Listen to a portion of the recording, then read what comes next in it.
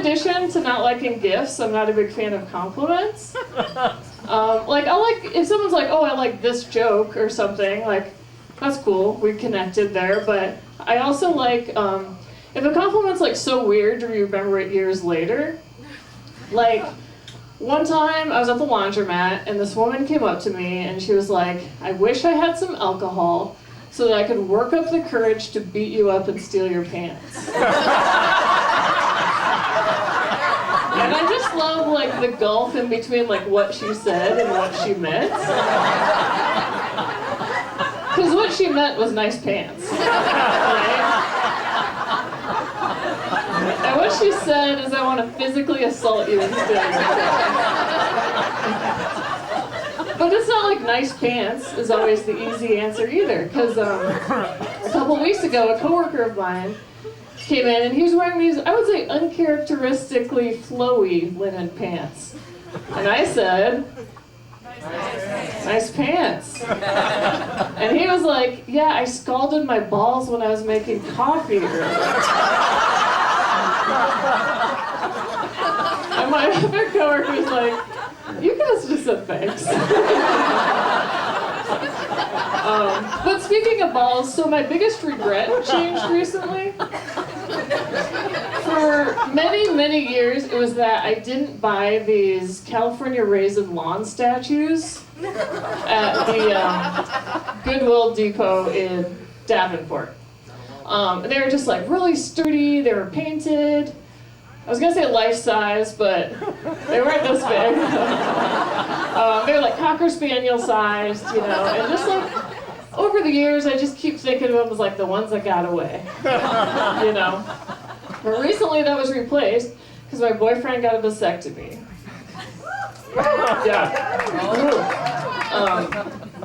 And the vasectomy, it was in Des Moines at 8:30 in the morning on a Monday, which means, you know, you gotta leave at 7:30, which means you gotta get up at 6:45. So when he was making the appointment, I was like, make sure you can drive yourself, because I'm not gonna get up that early. And I might have like reiterated that a couple times, you know, over the next couple weeks, because the secret to a good relationship is communication. But it wasn't just getting up early, you know, it's like, I don't remember him coming along for my abortion or like getting my IUD implanted. So let's go through the best birth controls. Number one, obviously, sex with women, right? Or folks with vulvas. Yeah.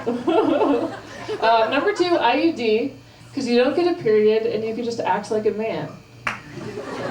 And by act like a man, I mean not plan ahead.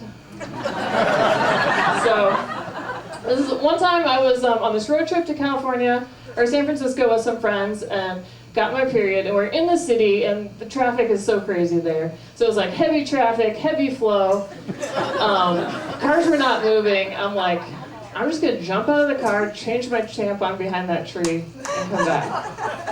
So I ran behind that tree, where there were 5 used tampons. I was like, is this the tree? Or just every tree in California? I don't know, from Iowa, right? Either way, probably good for the soil, right? Third best kind of birth control, vasectomy, because you can drive yourself home afterwards. Which my boyfriend did, but I immediately regretted like not going to support him, you know. I was just like, it's kind of a hard thing. I should have shown that I appreciated what he was doing. But also, I could have watched his scrotum get sliced into by the doctor, which is like watching someone else live my dream with a scalpel, like instead of teeth. I'm a bit of a biter. I think I show a lot of restraint, actually. But I was recently validated when I learned about cute aggression. Have you guys heard of this? Yes. My friend told me about it, and by friend I mean podcast host. Do you guys wonder how often when someone says like my friend's like, podcast host? Someone I know, someone who posts on Reddit, you know?